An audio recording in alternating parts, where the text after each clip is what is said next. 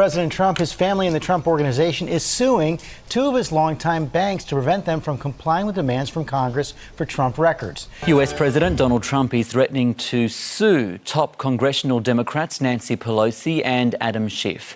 Former President Donald Trump is now countersuing writer E. Jean Carroll for defamation.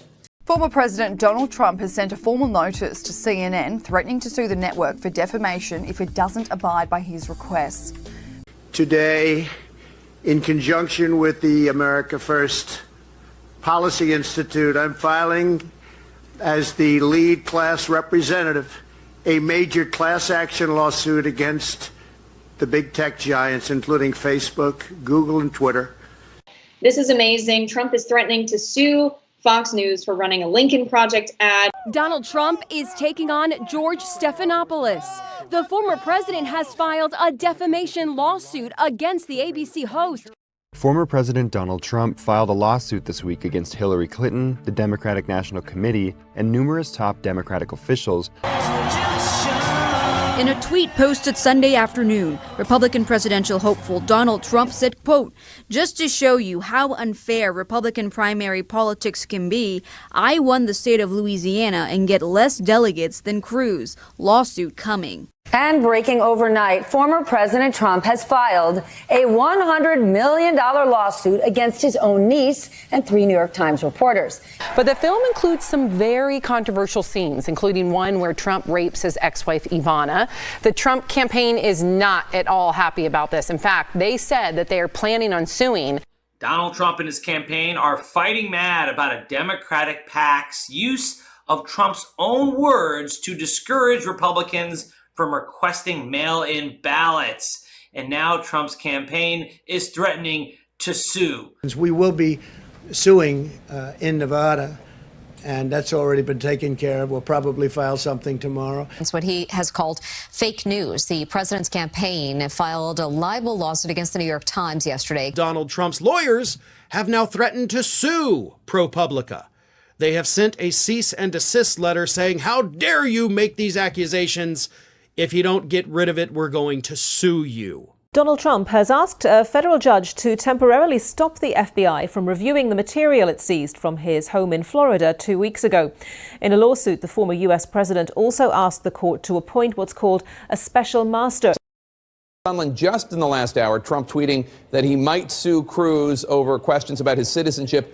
Yeah, so Gia, the Trump campaign is actually threatening a lawsuit after it received a bill from the Target Center for $530,000. Now, that would pay up front for security and other expenses during his rally tomorrow. Attorneys for former President Donald Trump have filed a lawsuit against his former fixer, Michael Cohen, and they're asking for $500 million.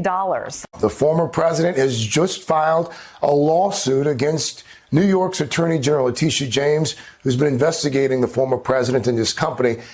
Every woman lied when they came forward to hurt my campaign.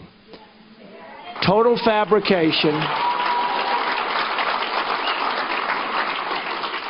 The events never happened. Never. All of these liars will be sued after the election is over. Which is Donald Trump threatening to sue the women who are accusing him of sexual misconduct. Let's take a list here. You get 11 women. Look at this list. 11 women that have come forward since the tape of Trump making those lewd comments first surfaced. And these alleged assaults, some of them taking place more than 3 decades ago. The first one allegedly happening on a plane in 1980, and the last one we know of allegedly happening during a Miss Universe pageant in 2013. Most of the accusations are similar: groping, kissing, this kind of thing. The lawsuit has been Donald Trump's favorite intimidation tool for decades. He uses it to hammer his enemies and opponents into submission. But for all the hundreds of lawsuits he's launched in his career, there are 2 very interesting omissions. This person. During our first encounter, Mr. Trump didn't really talk to me at all. He spoke at me, but he was talking to Tiffany Moore, telling her what he wanted me to do. I thought he felt like he was too good to even speak to me. Tiffany told me what I needed to do. Anything he did say to me wasn't that great. Like, you need some work. I was 13. I didn't know what I was doing. Mr. Trump said very little to me during that first encounter other than I reminded him of his daughter. After I finished the sex act, he made a comment that I wasn't great, before putting on his pants. And this person, I personally witnessed the occasion where Mr. Trump forced 13-year-old Katie Johnson and a 12-year-old female named Maria to perform oral sex on him, and witnessed his physical abuse of both minors when they finished the act. it is extremely puzzling why a man who uses lawsuits as a weapon to gain the advantage over all perceived enemies would allow two women to accuse him of the worst thing that a man could possibly be accused of: the rape of a child. The fact that Donald Trump never threatened to sue Katie Johnson or Tiffany Doe is highly suspicious. And there is something he did do that creates even more suspicion and leads one to believe that he knows that Katie's allegations are true. You're about to hear from the reporter who obtained that secretly recorded audio. And then there was Ronan Farrow. Ronan was definitely underestimated by pretty much everybody, I believe. A reporter and witness to a cultural shift that would define an era. Thousands joining marches and rallies.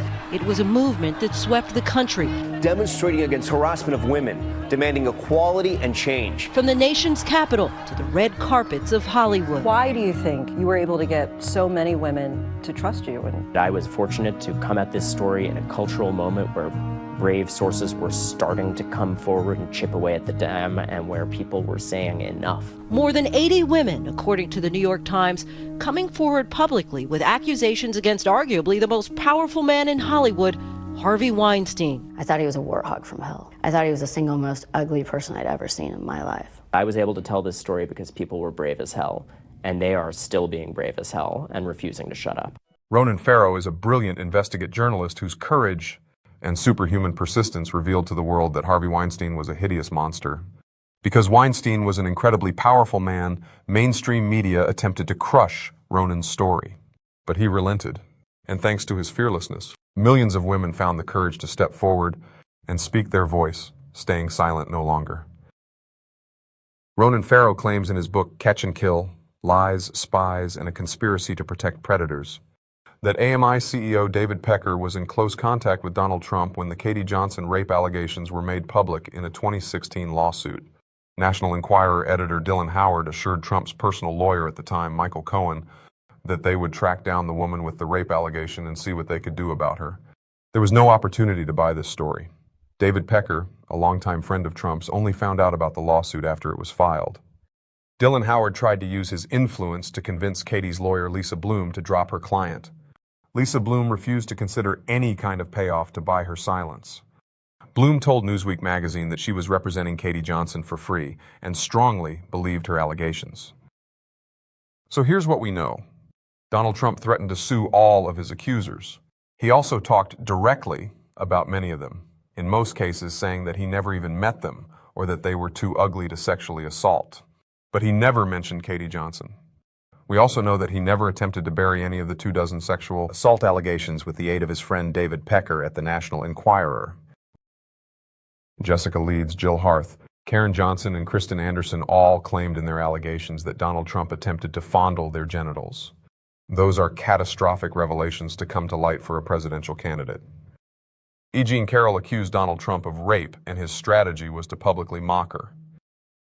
Donald Trump didn't feel compelled to have David Pecker bury any of these stories. There was only one allegation that he attempted to have buried, and that was Katie Johnson's.